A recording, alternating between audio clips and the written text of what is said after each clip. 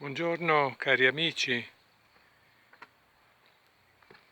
sto salendo le scale che portano verso il castello di Gemona. Mi sono fermato a questo punto dove vediamo un bel paesaggio.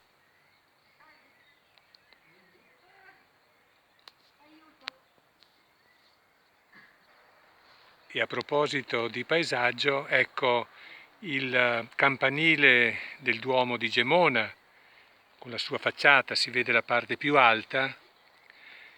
Oggi è l'ultimo sabato del mese di maggio, ho visto che davanti alla chiesa ci sono i bambini che si preparano domani a ricevere la prima comunione, il primo incontro con il Signore Gesù.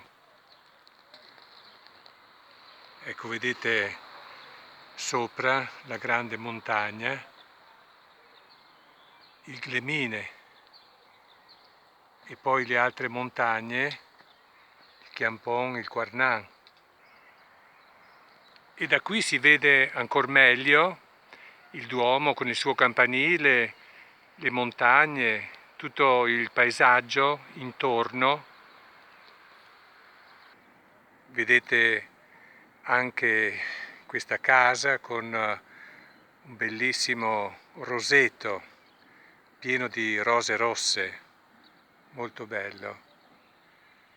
Ci alziamo un po' per farvi vedere il paesaggio che circonda questo che è appunto il castello di Gemona.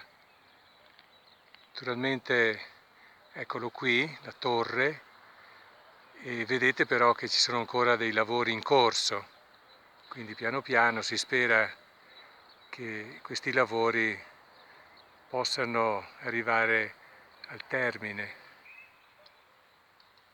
Anche qui troviamo delle piccole rose, poi altri fiori bianchi.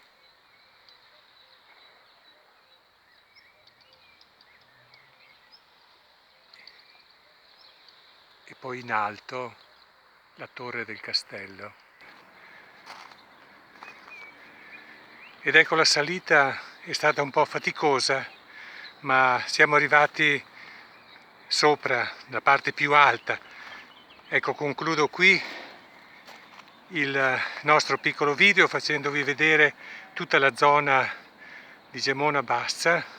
Ecco, allora un caro saluto a tutti voi, e un buon sabato, una buona domenica e poi un buon inizio del mese di giugno. Buona serata a tutti!